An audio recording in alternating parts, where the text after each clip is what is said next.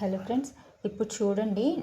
మనం paper canvas తీసుకొచ్చుకున్నాం కదా next కోసం అని చెప్పేసి దాని మీద ఒక హార్ట్ సింబల్ డ్రా చేశాను. దీన్ని ఒక వేస్ట్ క్లాత్, లైనింగ్ క్లాత్ అయినా సరే, మనం ఏదైనా డ్రెస్ అయినా, ఫ్రాక్ అయినా సరే, బ్లౌజ్ అయినా కుడుతున్నాం కదా, బ్లౌజ్ బ్యాక్కి కీ హోల్స్ అవి ఇవి డిజైన్ చేస్తాం కదా. నేను జస్ట్ మీకు ఐడియా కోసం చూపిస్తున్నా. ఇది మనము ఫ్రాక్స్లో ఫ్రంట్ పెట్టుకోవచ్చు, కుర్తీస్లో పెట్టుకోవచ్చు. ఇట్లాంటి డిజైన్స్ మోడల్ ఇదానే కాదు, డైమండ్ షేప్ అయినా సరే, ఏదైనా సరే మనకి కుట్టే విధానం, కట్ చేసే విధానం తెలిస్తే చాలు. ఏ డిజైన్ అయినా మనం ఓన్గా కూడా క్రియేట్ చేసుకోవచ్చు. ఓకేనా? ఇట్లా క్యాన్వాస్ మీద ఏదైనా ఒక డిజైన్ డ్రా చేసుకొని దాన్ని మనము లైనింగ్కి స్టిక్ చేసుకుంటాం. ఐరన్ తోటి అతికించేసుకుంటాం. ఐరన్ తోటి మనం అతికించేసుకున్న తర్వాత నేను సైడ్స్ మొత్తం ఫినిషింగ్ నీట్గా ఉండడం కోసం కొంచెం సైడ్స్ ఆ డిజైన్ చుట్టూ ఇట్లా ఫోల్డ్ చేసి స్టిచ్ చేస్తున్నాను. చూడండి, ఇది ఇట్లా స్టిచ్ చేసుకున్నాము. స్టిచ్ చేసుకున్నాక ఈ డిజైన్ ఎక్కడ రావాలి అది మన ఇష్టం. ఒకవేళ మనము టాప్స్ కుడతాం కదా, టాప్స్కి రైట్ సైడా, లెఫ్ట్ సైడా, హార్ట్ సైడా ఎక్కడైనా పెట్టి స్టిచ్ చేసుకోవచ్చు. స్టిచ్ చేసుకున్న తర్వాత ఇందులో మనం డోరీస్ పెట్టుకోవచ్చు, పూసలతో డిజైన్ చేసుకోవచ్చు, లేస్తో డిజైన్ చేసుకోవచ్చు. ఏదైనా మన ఇష్టం. ఇంకా ఇప్పుడు నేను ఇది హ్యాండ్లో మిడిల్లో రావాలి అనుకుంటున్నా. ఇక్కడ మిడిల్లో రావాలి అనుకుంటున్నా. ఎగ్జాక్ట్లీ ఈ మిడిల్లో వచ్చేలా ఇట్లా పెట్టేసుకోండి. ఇట్లా పెట్టేసుకొని మనం ఈ పిన్స్ తీసుకొచ్చుకున్నాం కదా, ఈ పిన్స్ తోటి కదలకుండా స్టిక్ చేసేసుకోండి ఇట్లా. ఓకేనా? కదలకుండా ఆల్ సైడ్స్ పిన్స్ పెట్టేసుకోండి. ఇట్లా పెట్టేసుకున్న తర్వాత మొన్న మీరు నెక్స్ట్ డ్రా చేసి నెక్స్ట్ కుట్టారు కదా, స్టార్టింగ్లో స్ట్రెయిట్ లైన్స్, కర్వ్ లైన్స్ అన్నీ డ్రా చేస్తారు కదా.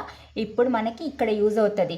యాస్గా మనం ఏదైతే డ్రా చేసామో, ఏ డిజైన్ అయితే కావాలనుకుంటున్నామో ఆ డిజైన్ డ్రా చేసుకున్నాక ఎగ్జాక్ట్లీ దాని మీద స్టిచ్ చేయడం రావాలి.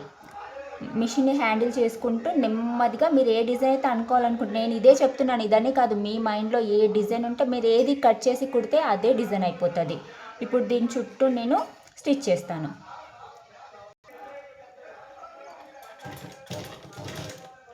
చిన్న చిన్నగా మనకు షేప్ వచ్చేలాగా.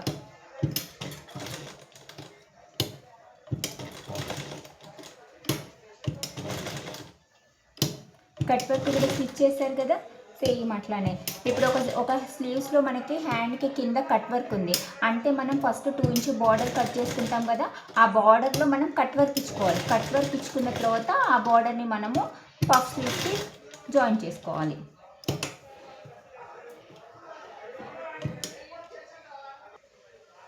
ఇప్పుడు పిన్స్ అన్నీ తీసేయండి. పిన్స్ తీసేసి ఏం చేయాలంటే ఈ సెంటర్లో ఇది ఉంది కదా, ఈ సెంటర్లో మనము నెక్స్ట్కి కట్ చేస్తాం కదా, ఒక 1/2 ఇంచు పెట్టుకొని రౌండ్ నెక్స్కైనా వాటికైనా కచకాలు పెట్టుకుంటాం కదా, అట్లా ఇక్కడ కూడా ఒక పాదం అంత దూరం ఉండేటట్టు ఉండి ఇది మొత్తం కట్ చేసేయాలి. ఇట్లా కట్ చేసుకోండి. సీజర్తో కట్ చేయడం రాకపోతే ఇది కట్టర్ కొనుక్కొచ్చుకున్నాం కదా, ఈ కట్టర్తో కట్ చేసుకోండి.